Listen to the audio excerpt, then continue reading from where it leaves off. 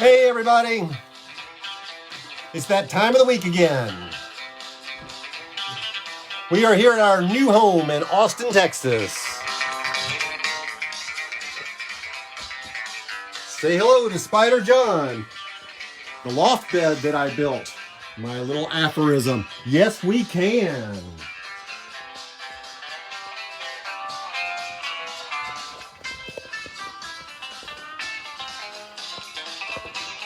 Hey y'all, how you doing?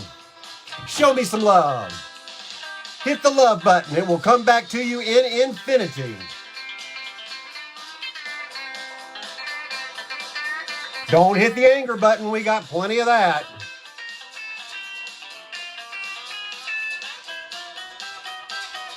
Hey Judy, thanks for welcoming me home. I feel welcome. Hey Randy.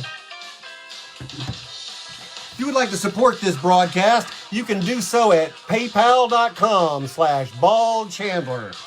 Or if you'd like to be a patron of the arts, just a couple of bucks a month, you can be a patron of the arts through patreon.com, the Chris Chandler Show. And if that doesn't work for you, how about Venmo/the Chris Chandler Show? Enough of the crass commercial announcements. All proceeds will go to making this broadcast a better one.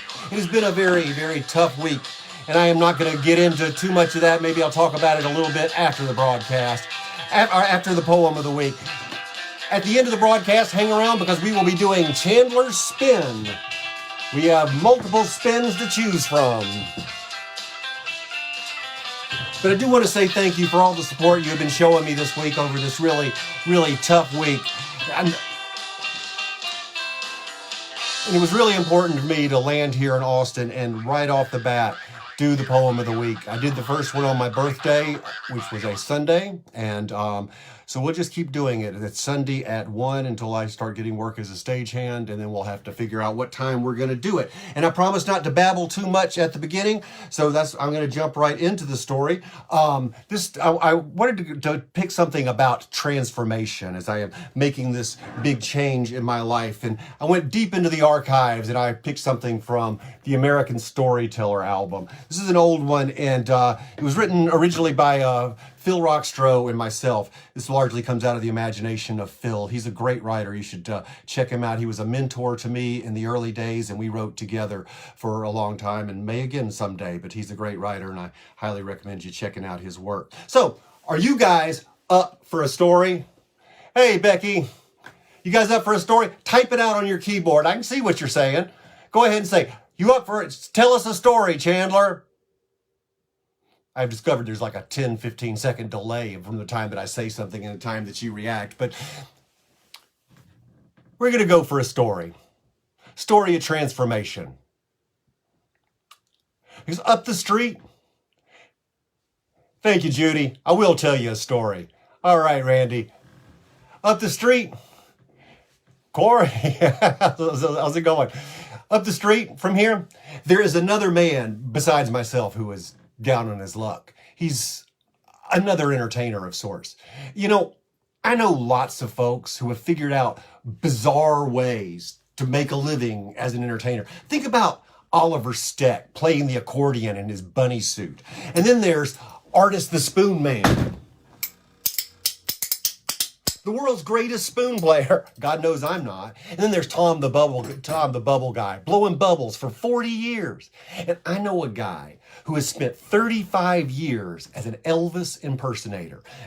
At first, he was young Elvis, virile, handsome, charismatic, impossibly sexy. And then there was middle-aged Elvis, the movie star, still handsome, but kind of contrived. And then there was old fat Elvis, puffy and bloated in his Vegas jumpsuit. And that, my friends, he played them all, and that is a career. But this guy up the street, he's doing something different, something I had never conceived of. He was wearing a gorilla suit in front of a car wash, hired as a marketing ploy to promote business. But this unfortunate man had not foreseen his life coming to this. He had never approached a table on career day manned by a guy wearing a gorilla suit and surrendered to his true destiny. No, he had been a rising star in his chosen field. He was a trader in commodities. You know those hyper-adrenaline types that you see on the floor of the commodities market, which I like to think of as the mosh pit of the corporate world? Now, his voice had been his key to his success.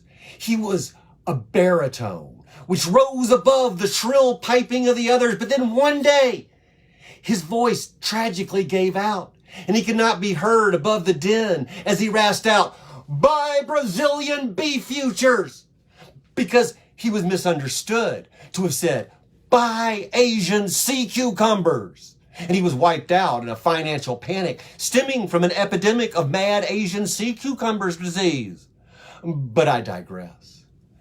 Down the block, at a competitive car wash, the owners took note of this gorilla costume gambit, and they were forced into action. And an auto parts calendar model was hired. She was, in fact, the actual, in the flesh, Miss Ball-bearing July 2008, clad only in a bikini. Perhaps beauty could beat back the beast. And indeed, what self-respecting Texan can resist sex and shiny cars? Business soared, but pressure mounts. So back up the street. This fact was quickly grasped, and measures must be taken. And the gorilla was given a pith helmet and a whip. And a one Mistress Doris, a paralegal and part-time dominatrix, was signed on to team up with the gorilla. Plus, the name of the establishment was changed from the Reliable Wax and Wash to the Marquis de Suds. And their new slogan, "We don't just clean filth, we humiliate it."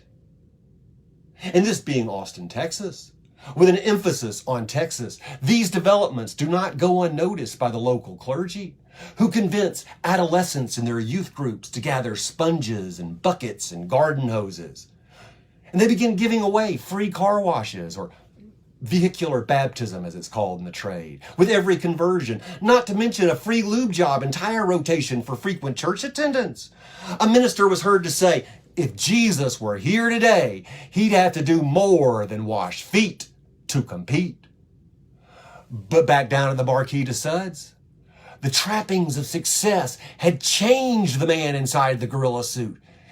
He had tasted fame. Perhaps the sound of approving car horns had gone to his head, and he wanted something more, not just more shallow acclaim. He wanted to expand creatively.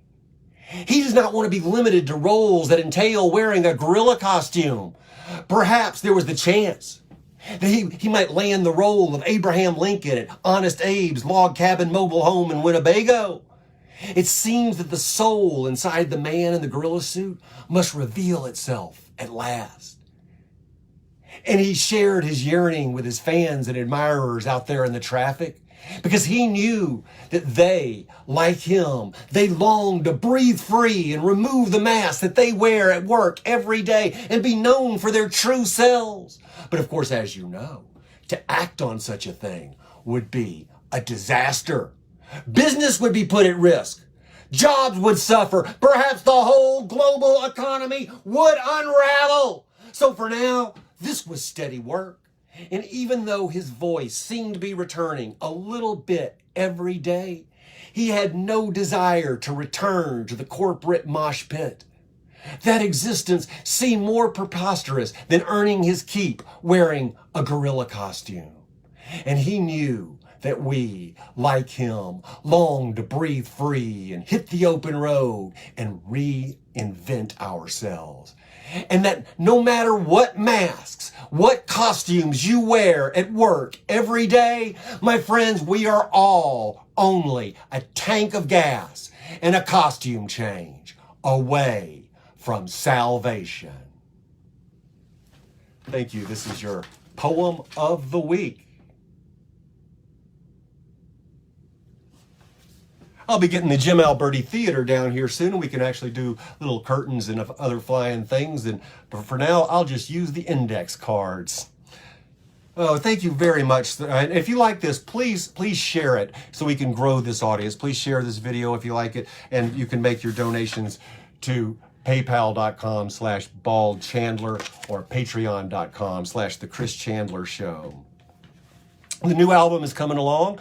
It's basically recorded and it's going to be being mixed soon.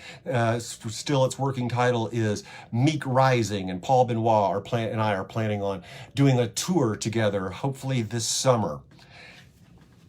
And eventually, we're going to get the Mighty Monthly Muse going, the full set of these things.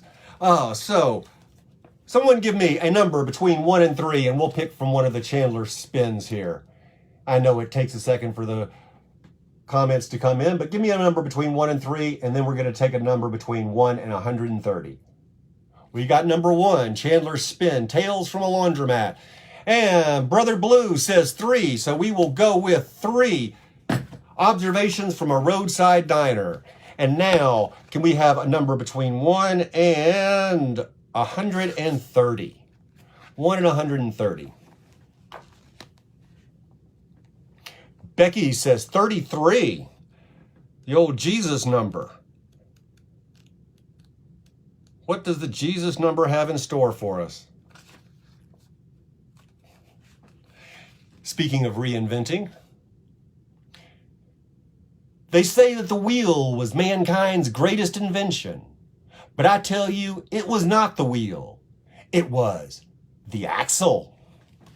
Thank you so much for listening. This has been your Poem of the Week. We will be back at this time on next Sunday. Will we indeed be? Yes, we will be here next Sunday at 1 o'clock my time, 2 o'clock East, 11 West. Thank you so much. Lisa Goodwin watching from the UK. I don't know what time it is there. I can't do that kind of math. Y'all have a good one. Thank you so much for listening. My name's Chris Chandler. We'll see you next week.